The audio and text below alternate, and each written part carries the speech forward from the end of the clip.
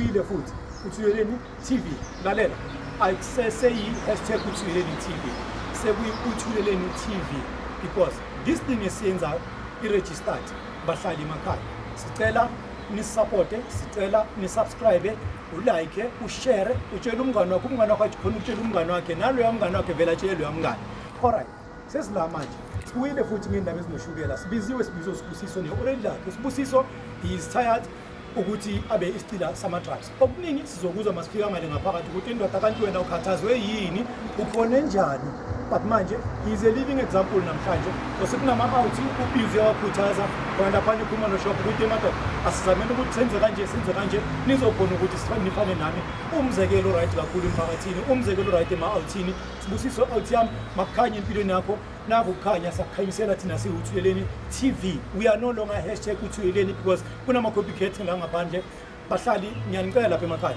nanoma kungavela umuntu azontshela ukuthi mina ngisebenza ka-Uthuleleni TV sicela ukuthi nisifoneleni ku-079 862 1475 because kunabantu abazofika kini banitshela ukuthi basebenza nathi bafuna imali kini uthola ukuthi lezo imali lezo thina sazi next asibhadalisi umuntu we don't want anyone's money thina we are here to help our community ngiyabonga makukhanya empilweni zenu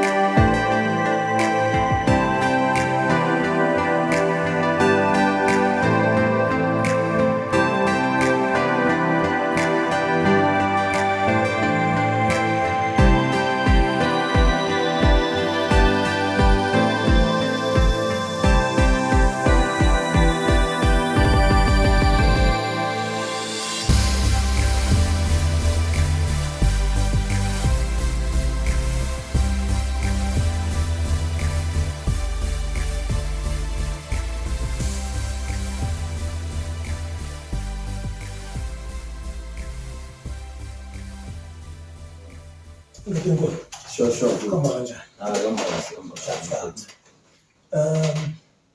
Wasibiza safika. Usbusiso kahle ubani nekhampani kwenzakalani.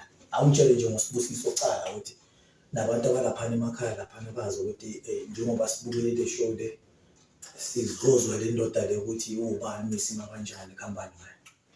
Alright, ngiyabonga futhi. Hayi njengoba ushila igama ngeSbusiso AKA Maloyazi. Ngihlala la eDaveyton ngikhulele la eDaveyton. Ngipalele kanje man ngoba manje nginenkinga Yeah, man, should for past 8 years being drug addict, 7 summer drugs. So ngigcine ngireach point ukuthi manje hayi sengikhathele lempilo. Ngafuna usizo lokuthi ngiyeke. Alright, bangisiza nga-apply ne-DSD, Department of Social Development. Alright, bangisiza banginikisa e-rehab. So inkinga yami la ikhona. Since ngibuyile lapha e-rehab, ngibona ngathi impilo yami imila kunamnyakazo like njengoba ngibonile lapha umuntu ozithathela ama-taxi ngilayisha abantu. And akusinto engijabulisayo leyo because ngike ngasebenza nami like umsebenzi o-right. So ngifila ngathi ngidowngrade kakhulu yabona. So bengifuna nina ningisize ngihlanganise maybe nabantu abangakwazi ukungikhipha kule simo engibhekane naso. Because into ebuhlungu kakhulu besibhema siyi-group, so angitshintshanga i-environment. Ngisaphila phakathi kwayo le environment egcwele abantu ababhemayo. Manje uzibona nifana kahle ubona kungenamehluko. Umehluko ngibona manje kancane. Thina masingabantu sidlula sikubona ngaphakathi kwabo labantu labana sithi ababhemi. Asithi le phone yani ebhemayo laphana. Usibanibani nosibanibani asibabizi ngamagama namaswazi amagama but sithina ababhemi. So kusho ukuthi nawe unamachaphazela wegazi and ungabulalanga umuntu in short mangizobeka kahle. So sibuda ngitshela yini into yakwenza ukuthi uzibone ongena ema-drugsini because ngicabanga ukuthi angeke ngimane ngingena ema-drugsini ngana reason. Ikwayi ngangilibhema ngine-reason. Mangizoshiela intombazana ngiyishela ngoba ngine-reason ukuthi why ngiyishela la ntombazana. So wena ikuphi wakwenza ukuthi uzibone songene ema-drugsini? Alright, inhlekeni mina ngiwumuntu owakhuliswa umama bekakhona kushuthi empilweni yami but kakhulu financial yabo. Mara mina ngakhuliswa ugogo. So gogo bekuwuye umuntu like bekangathi unga-understanda kakhulu, bekangisupporta kakhulu yonke into. So ethe ukudlula kwakhe ngahluleka ukubekezela le pain. That's when ngangena kuma-drugs. So bengithi ngiyazicontrol ukuthi ngeke ngikwazi ukulala, not knowing ukuthi kanti ngisifake enkingeni and bengisebenza by that time. So ama-drugs bangithathela konke, nabantwana ngahlukana nomamabo. Yini into yakwenza ukuthi uhlukane nomamabo? Into yangenza ukuthi uhlukane nomamabo ilezi zinto bozenza. Ilezi zinto bengizenza during my active days ngithola njengoba ngibhema. Ngithe mase ngiluza umsebenzi ngapha bese ngijwayele ukuba nemali. Ngaqale ngihamba indlela ezero ngagana. So umuntu wami yangasafili safe nendawo but ngagcina kumele ngishiye ngibuye ekhaya because kwamina bengasafili safe ngoba umphakathi wala ngihlala khona osongibheke kakhulu. So leyo nto yakhosa ukuthi mama abantwana bami ahambe ngoba isikhathini esiningi mina bengingekho endlini, bengispina for it ukuthi ngiphandle for ama-drugs. So lama-complain mangena always bewathola yena nabantwana. So wabona ngekho safe ukuthi ngelinye ilanga uzofela mina ngingekho. So i-reason yakhe wabayileka ukuthi ahambe. So sibuka uyamblame umama abantwana bakho ukuthi ahambe akushiye wedwa.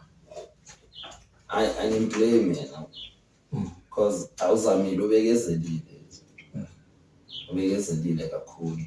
Nami manje njengoba sengisoba mangiyibheka ngibona abanye ababhemi nami ngiyabona ukuthi awabekezela kakhulu ubile ngabe idala vele wamashiya because into bengizenza ingqondo yami yonke bengifune umbhemo dani bengasenandaba nabantu abangithandayo besenendaba nombhemo kakhulu so ayimblame. So ikuphi okufundile kahle kahle ecaleni ijeni yakho yokubhema up until manje kahle kahle uzubona ukuthi you know what lento le angisakhoni vele ngifuna ukuphuma kiyo lento le yebo Eish engikufundile ukuthi eish ama-drugs awekho right akuhlukanisa nabantu obathandayo i-support structure yakho ayibhidliza thatha ismile sabantu obathandayo uyosifaka kusinimani usimayelela umuntu othengisayo yebo and then thina esingathengisi singabhemi awusimayeleli abandla ujikele kwabantu abakuzalayo so lokho bese kungiphatha kabi nabantwana bami ngiyacabanga nasesikolweni maybe sisebenzise bababeka amagama exactly and lento esiyenza kahle kahle thina singabazali sihlukumeza abantwana kakhulu futhi and then aware ukuthi siyabahlukumeza so mina engikuthanda kakhulu sibuda ngithanda ukuthi uyalibona iphutha lakho lenzile and then when today you are not here to point fingers ebantwini but you are here to blame yourself and ngiyacabanga ukuthi you have learned in a hard way ukuthi ungaphindi vele uzibone olapho ema-drugsini so from la kahle kahle what are your plan what is your plans kahle kahle engikufisa kakhulu ukuthi ngathi ngingasebenza ngokusiza ama-addict laba abasabhema ngilikelana nabagcine bangabhemi kushuthi njengamanje njengoba unokusho ukuthi ngokuzithola phakathi kwama-addict kushuthi ngizama ukubakhuthaza like sort of counseling ngibaphe le information le engiyitholile e-rehab because inkinga enkulu engiyibonile singababhemi obuningi siyawasebenzisa ama-drugs but singazi ukuthi inkinga yethu kahle kahle ikuphi. Exactly. Njengoba ubuze ukuthi kahle kahle ngifike kanjani lapha ema-drugsini so mina njengamdala ngibhema ngizekele ngithi ngiyazikhuza ngizibone sengibuyele kushuthi bengingaka-understand i-disease yami nayo ukuthi manje kahle kahle nginenkinga yabona benginokudinaya ukuthi hayi mina lento ngizozekela without a professional help so i-professional help ingisize kakhulu bangifundisa ngale disease le enginayo yangithola ngakwazi noku-understand ukuthi yini le lokho engibisele emuva ngiyekela ngiphinde ngibuye ngibheme so le information le yiyo le ngizama ukuthi ngisharele ama-out because kunabanye ama-out manje bayafuna ukukhwitha bayafuna ukufana nawe because wena you are a living example but bayahluleka ukuthi bayeke ukhona omunye athi hayi ngiyabona nanoma ngangivayele erumini ngingibophe ngama-chain mina lento le ngizoyiyekela usho ukuthi ngikenzeka lento kakhulu kusuka vele enhliziyweni i-willingness kushuthi kumele ucala usarende ukuthi lento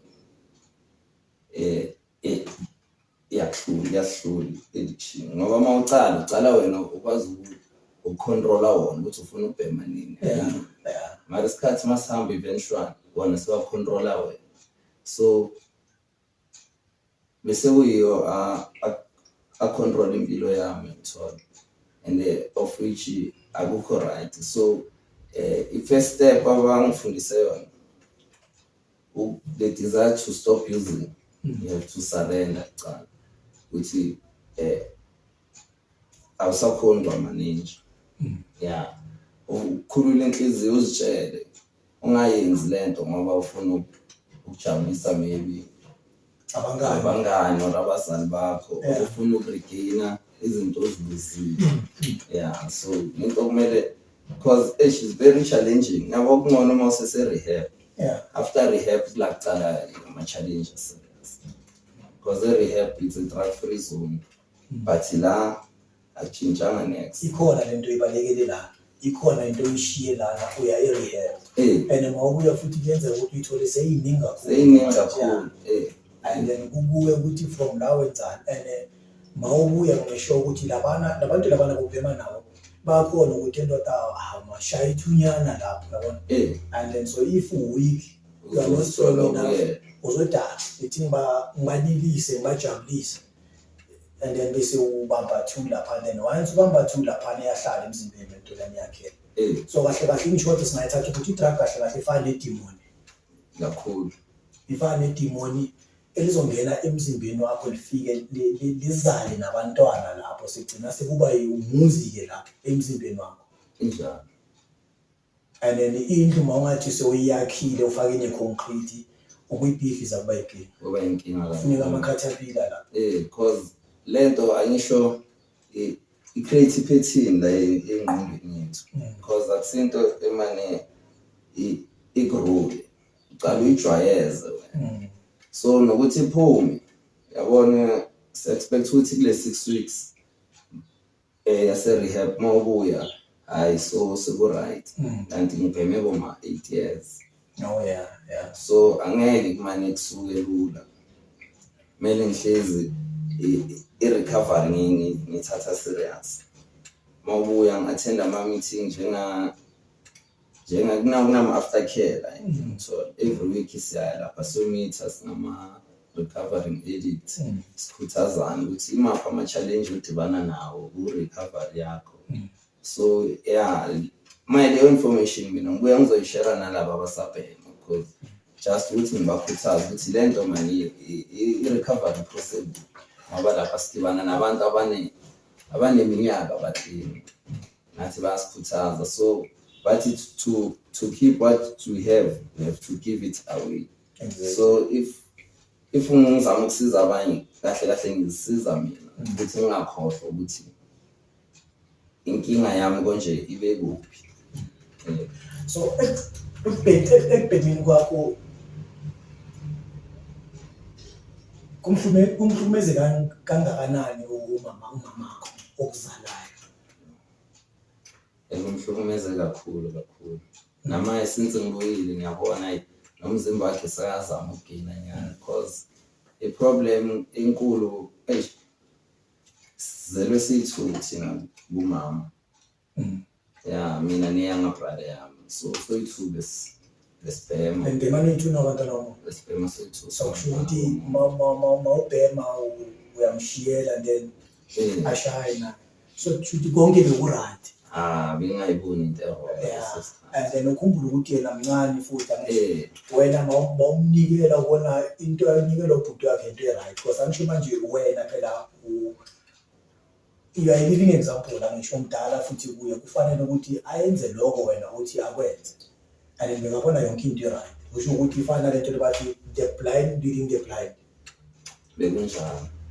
bekunjalo but manya la ngijabulisa khona naye ukurecover ngithola sonke le-rehab sabuya sonke manje sazama ukukhuthazana nabanye babangani bami besiye nabo si-group of 4 la enkambeni thina esisambe sabuya so sonke sisesiyana abanye le-step osithethe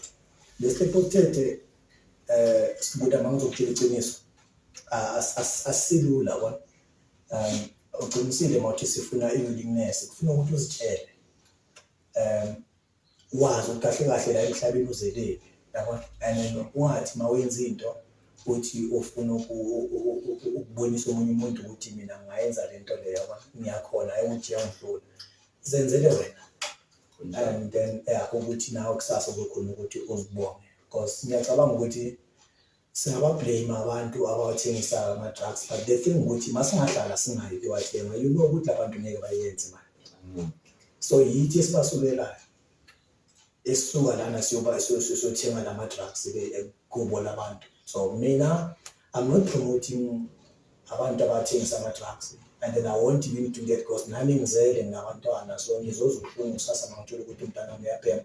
But what I can say ukuthi bengithanda ukuthi siyekele ukublame labantu laba abathengisa ama-drugs because there is this saying ukuthi abantu bangaphandle abangasiba la eMzansi yibo bathengisa ama-drugs but mina ngibelieve lento leyo yonke ngiyala mina I'm sorry to say that lapho emakhaya but ukuthi abantu bangaphandle babathengisa ama-drugs mina I disagree nani bazali bami because ama-drugs athengiswa elokishini la sihlala khona and then we don't have kind of Nigerians la elokishini.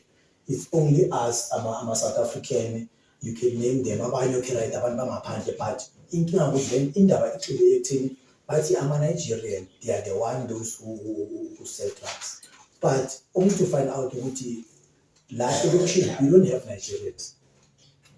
Now thina abantu bala ekhaya yithi esisuka la siyostoka thina wherever you can name all this place but thina sisuka la emphakathini sihambe siyostoka lapha bese siyabuya sizothengisela abantwana bethu khona la elokishini.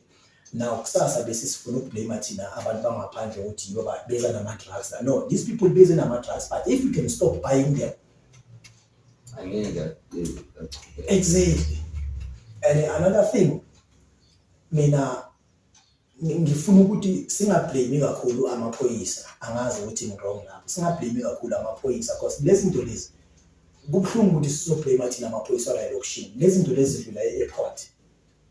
The only abantu kumele bablame mhlawumbe thina singablame ukudlula kwawo lapha e-airport ukuthi adlula kanjani lapha kunemishini yayo yonke kunemishini ekhipha into ibekela esiswini but manje ama-drugs akhona ukuthi adlule. You understand ukuthi it's obvious ukuthi kunemali esebenza ukuthi adlule lapha. So now uzothola e-community yethu emphakathini wethu bathi no amaphoyisa badla nawo nabantu abathengisa ama-drugs. Why do we have to blame these people? Singablame abantu abalaphana phezulu because abantu abaphezulu sikhuluma ngabantu abalaphana e-airport lapha kula kudlula ama-drugs khona. Ungathi bona bakhona ukuthatha imali laba bazohlula kanjani ukuthi bayithathe imali. It's highly impossible. Fanele ukuthi icala liyokhombisa ukuthi umthetho uqinile ngisho angangeni le ama-drugs. Umuntu mangacala athi nayi imali ngicela ukuthi ama-drugs wamangeni aboshwe lo muntu lo. So yeah, yiko lokho mina engibona ngathi mhlambe singazama ukuthi thina singabantu sikwenze. And okunye futhi ngizwe bathi kunento bathi spike bathi kunama-bluetooth angazi i-bluetooth mina ngazi ye-phone. So angazi ukuthi kunama-bluetooth nama-white tooth nama-pink tooth angazi but ngizwe kugcwele indaba ye-bluetooth kakhulu. So angazi ukuthi kunamafoni bawasebenzisayo for ama-bluetooth nisherelana ini lapho ngale bluetooth because engikwaziyo ukuthi nina nawo amafoni anaphatha amafoni once umuntu obhemayo waphatha ifoni uyayithengisa but kule group yenu abantu ababhemayo kune-bluetooth.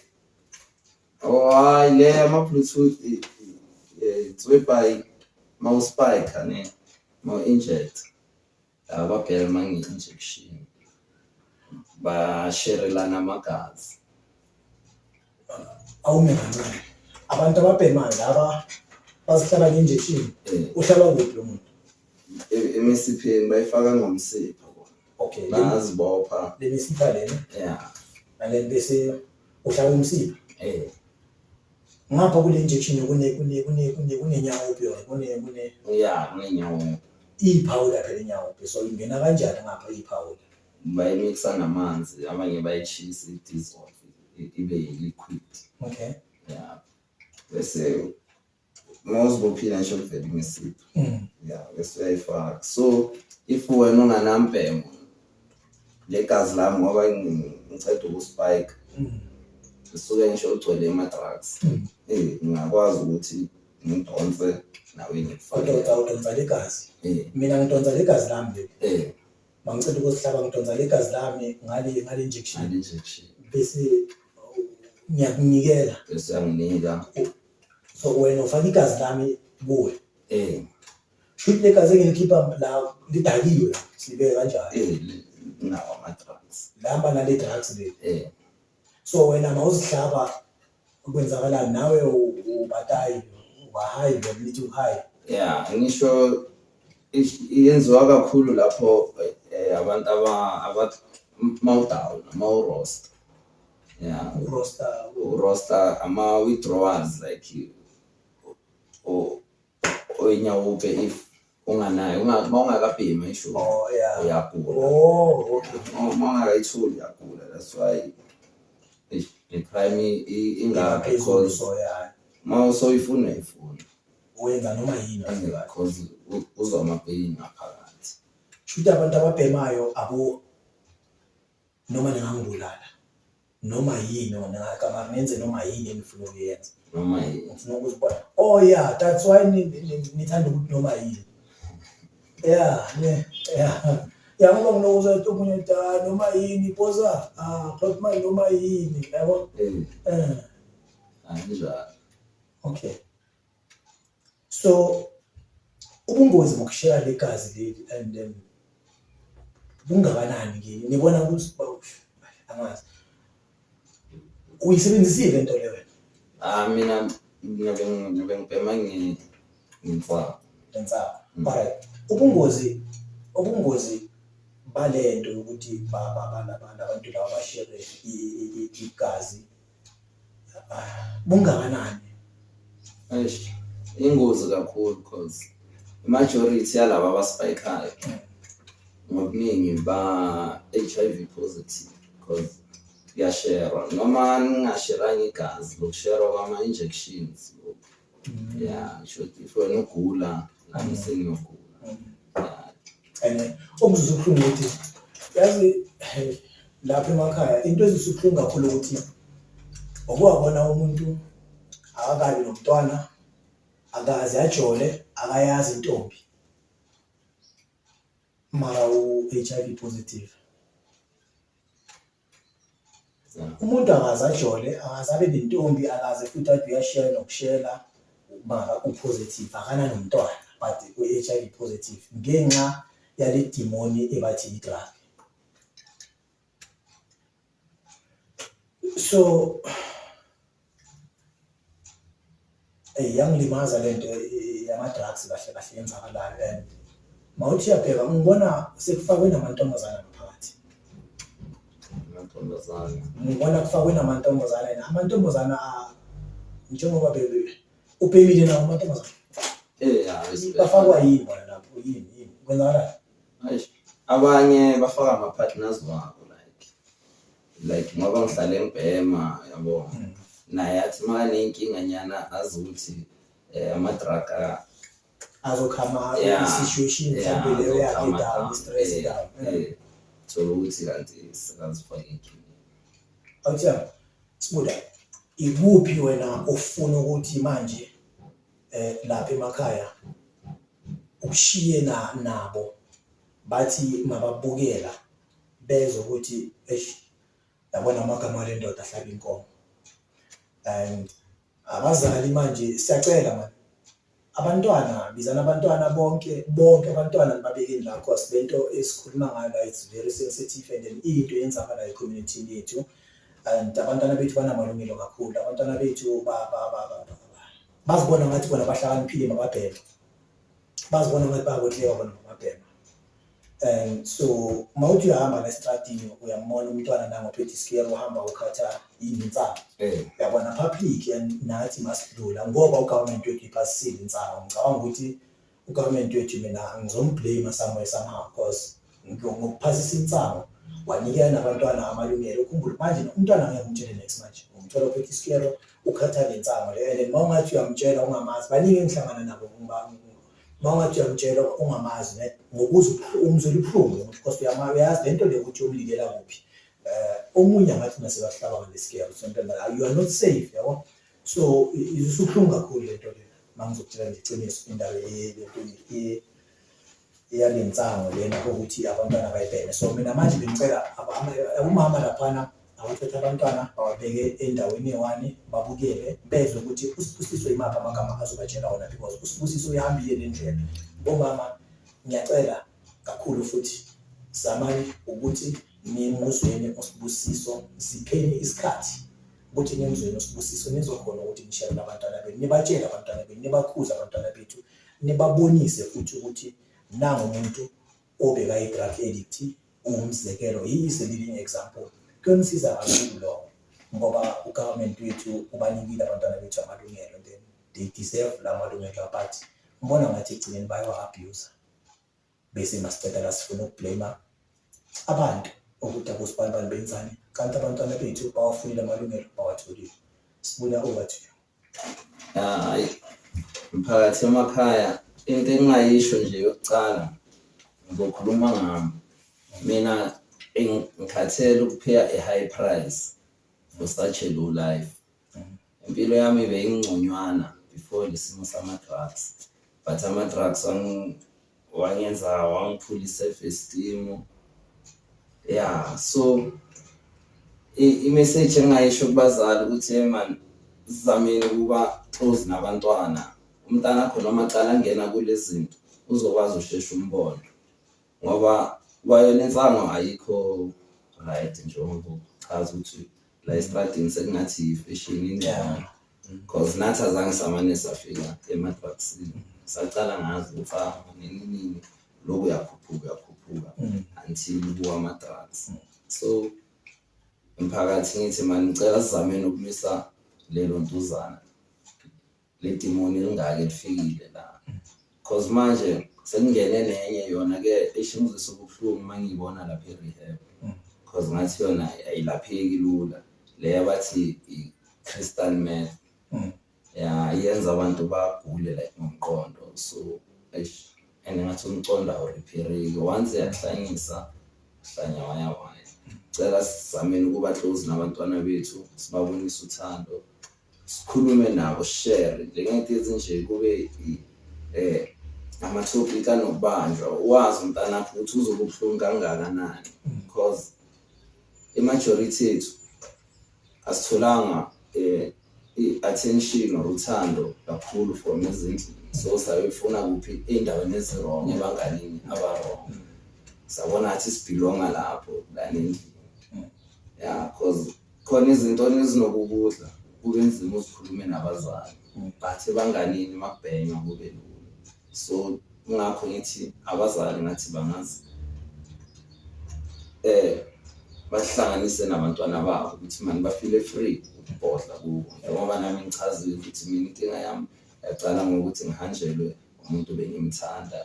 So akekho umuntu engakhuluma ngayo lento ukuthi bengidla kangakanani kanti kube maybe ngayikhuluma kube bangipa isolution ukuthi hayi makusolve into enje iyayenzeka mara zama ukuyenza so mina ngafuna ukuziconsola nabangani abarong.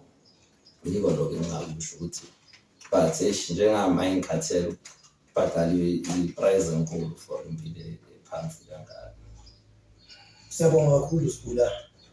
Umuzwa wami ukugcina kuwe ukuthi sonke lesikhathi wakhetha ukuthi ube isicila sama-drugs, wakhetha ukuthi wena impress abangani, wakhetha ukuthi wena uzibonise ungene ema-drugsini without notifying someone, without ukutshela omunye umuntu. Ubuthuleleni sonke lesikhathi? Yini into yakwenza ukuthi uthule?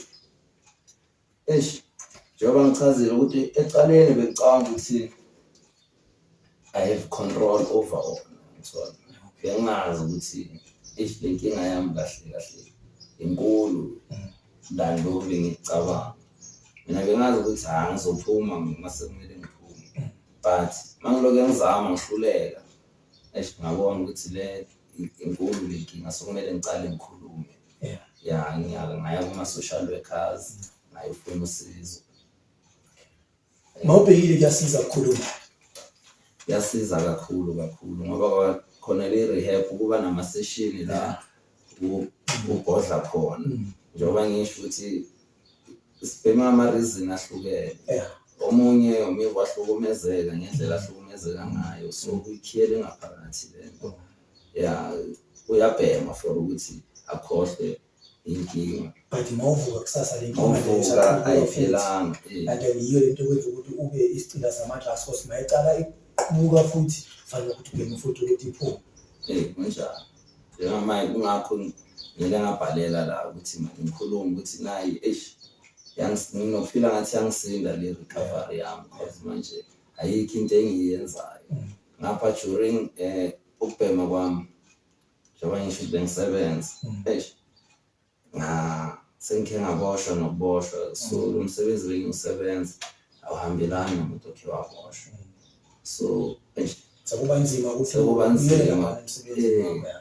nzima ukuthi manje sazi ngempela na abantwana kumele badle ubaba egcineni. Sibula, isicelo sami sokugcina mfethu, une-message for mamakho? umama ngicela ubheke ikhamera ukhulume nomamakho ekhemereni.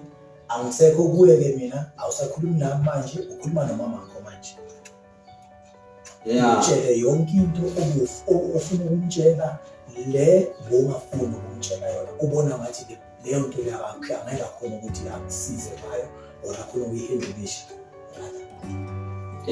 into nje engathanda ukuyikhuluma umama nefamily yami nje seyonke, uxolisa kakhulu ngako konke ngibandlulise kubo, ukubahlaza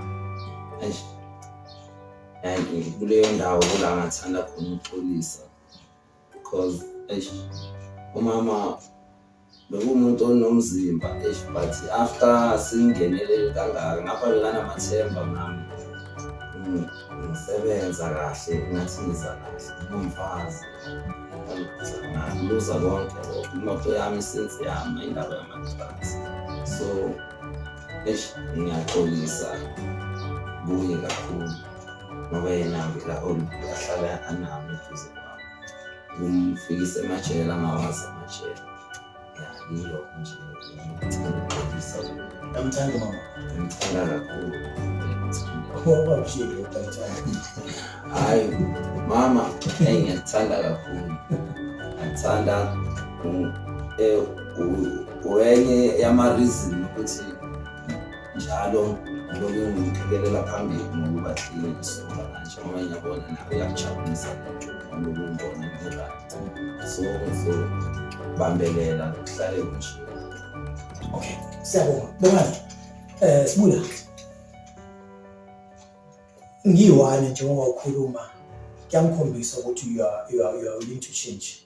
Emakhaya isicelo sami sisodwa, umuntu mawumbona ayisicila sama-drug njengosibupho, never judge that person. At least iba seyicathulweni zakhe lo muntu lo, then judge them after. Sinama-reason ahlukahlukene phela, ngeke zafana ukuthi yini into yengenza ukuthi ngigcine sengizibona ngibhema, yini into yangenza ukuthi ngigcine sengingena ejele. Inkinga yethu amadoda ukuthula. We have complained and they are still complaining abantu, bayasibhalela abantu, bacomplaina ngento ewanje kuphela, amadoda agcwele ejele. And mawuthi yabheka ukuthi why amadoda agcwele ejele, amadoda abhema ama-drugs, amadoda abane-depression, bathola bahamba la esitratini bahamba bathola ama-200. Sometimes badepresswa abomama abahlala nabo. Abomama they are failing to understand thina singabantu besilisa ukuthi umuntu wesilisa kahle kahle umuntu oyisima kanjani. And bakhohlwa abomama ukuthi thina singamadoda sizalwa yibo, siyingane kubomama, sohlala siyingane kini. Ibani nesikhathi, nizinikele nesikhathi ukuthi nikhona ukuthi nisizwisise ukuthi singabantu abanjani. Lokho kuyonisiza kakhulu, kuzoyenza ukuthi nihlale endlini ezifuthumele. Maningakwenza lokho bomama, ama-rights siyazi ukuthi ninawo, kodwa asinga-abuseni ama-rights. Le nto leyo yiyo yenza ukuthi indoda ibone ine-depression, yiyo le nto yenza ukuthi indoda uyibone ihlale ine-anger, yiyo le nto yenza ukuthi indoda uyibone ingene ejele. Ingeniswa yini indoda ejele? Ingeniswa ukuthi wena mama ufosta indoda ukuthi hayi manje intanga zakho ziyasebenza, umhlaba ngamagama, uyaphuma ugcina sikayo phila nabantu abarongo. Umfazi ohlakaniphile akathi indoda mayibona ukuthi iyasebenza, sizelwe sazi ukuthi umsebenzi uyaphela. Thina masizala vele umsebenzi lo uyaphela, so akekho umuntu owasebenza kwaze kwabuya uJesu azange senzeke lento leyo. Umfazi ohlakaniphile mawubona ukuthi ubaba wakho uyasebenza okanye leyo boyfriend uyasebenza, umfazi ohlakaniphile ujonge 50 rand uyayibeka, ngale nyanga ujonge 200 rand uyayibeka. Makakunikele 500 ubaba, makakunikele 500 ubaba, ujontsha uthatha i-50 rand uyayibeka ebhenki, uyangana awumtsheli baba kwakho bese uyenziswa ukuthi uyazi ukuthi umsebenzi kusasa uzophela mawuphela umsebenzi and then bese you start a business umtshela ukuthi baba angiyeke phela sihlale silambile bengiloko ngifihla amasenti nawo uzomxolela ukuthi ngikutshontshela imali kodwa bengikutshontshela bengitshontsha le mali ukuthi sikhona ukwakha nayo into bese masiqeda lana siyoyithengisa abantu bayithenge umfazi ohlakaniphile uyayenza lokho ake nivuleni ingqondo zenu bomama nivuleni namehlo nisifundiseni ukuthi amadoda aphathwa kanjani lokho kuyomsiza kakhulu ngithembeni amajele angeke agcwale yekelani ngosinikela pressure isicelo sami leso ngiyabonga nibe nobusuku obuhle nangabe kwezinye indawo kusemini kulungile nakhona uNkulunkulu anibusise kulezo indawo ukukhanya empilweni zenu makukhanya empilweni zenu ngisebenzela kakhulu eDaveyton kodwa hayi ukuthi mhlambe ngibizwa abaDaveyton kuphela zonke indawo la engifuna khona ngibizeni nizofika ama-number phone wami it's 079 862 1475 ngiyawaphinda lama-number phone it's 079 862 1475 ngiyatholakala futhi naku-WhatsApp siyatholakala lapha ku-Facebook page yethu Uthuleleni _TV lapha ku-YouTube it's #Uthuleleni TV ngiyatholakala lapho mawungithole lapho ungithinte sizokhona ukusixoxisane asikhulumeni ngobuningi madoda sizokhuluma nenkinga zethu ukukhuluma kwethu ukuphola kwethu you are pain our pain ngiyabonga makukhanye empilweni zenu peace out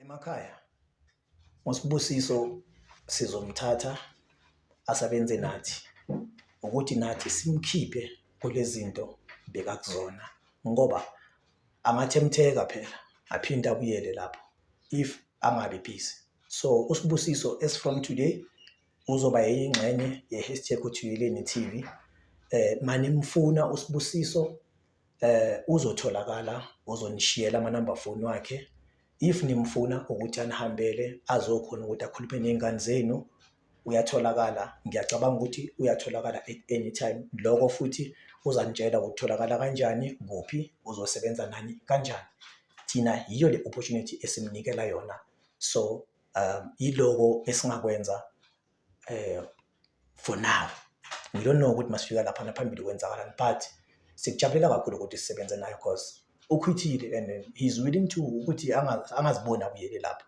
so there's no way ukuthi singamyekela sithi no kunjalo kulungile but engicela futhi ama-social worker asebenzisaneni ningasabi ukuthi nisifonele ama-number phone ongabizile niwazwile ngenani nasepage nikhulumisane nathi sizobafuna labantu sizobamakeda labantu Sbusiso uyabazi labantu uzobafuna labantu siyi#Uthuleleni kanye naye uSbusiso sizonilethela bona labantu uthe uJunior Khanye he is not fighting anyone he is fixing the country nathi siyi#Uthuleleni we are not fighting anyone we are fixing the country ngiyabonga sibula yeah hayi njengoba bese ngishilo igama leSbusiso Mbokazi yeah man ngizimisele kakhulu ukusiza amanye ama-addict yeah ama-number wami mangabe ningidinga ama-number wami athi 060 934 7373 ngaphinde futhi 060 934 7373 yeah ngiyatholakala kuma-WhatsApp ngiyatholakala nasefonini ngihlezi ngikhona for ukusiza to give back to the community nami ngikhiphe labo engizokhona ukubakhipha kulesimo ngiyabonga so uzizwa njani ngale opportunity nasikunikela nabaka-Uthuleleni TV ukuthi usebenzisane nathi ingijabulisa kakhulu ngoba iyo into bengiphatha kabi kakhulu ukuthi like ayikho into engiyenzayo so bengithuka ukuthi ngingabuyela emuva because nokuspend isikhathi esiningi nababhemi so which is not right yeah so the opportunity engiphe yona hayi ngijabulisa kakhulu futhi ngizosebenza nami ngokuzikhandla ukuthi yeah ngitshintshe impilo yami siyabonga mfethu makukujabulisa lokho mama kaSibuda sesimtshontshile ke mntanakho simtshontshile mamfuna hayi ngiyacabanga ukuthi uyazi ukuthi uzosithola kuphi sizoba sahamba naye zonke le ndawo as from today kumele wazi ukuthi uSbusiso hayi cha ngeke ngasatholakala kakhulu la ekhaya, uzoba sekanathi baka #Uthuleleni sisonke nethimba. Siyakuthanda mama, siyabonga ukuthi uzale abafana abanengqondo kangaka eke kwafika kubona ukuthi you know what, hayi thina siyayiyeka lento and baphumile kule demon leli belibaphethe. Ngiyabonga, peace out. Ukukhanya kube nawe mama kaSbusiso. Nawe ukukhanya, khanyisele empilweni yakho. Siyabonga.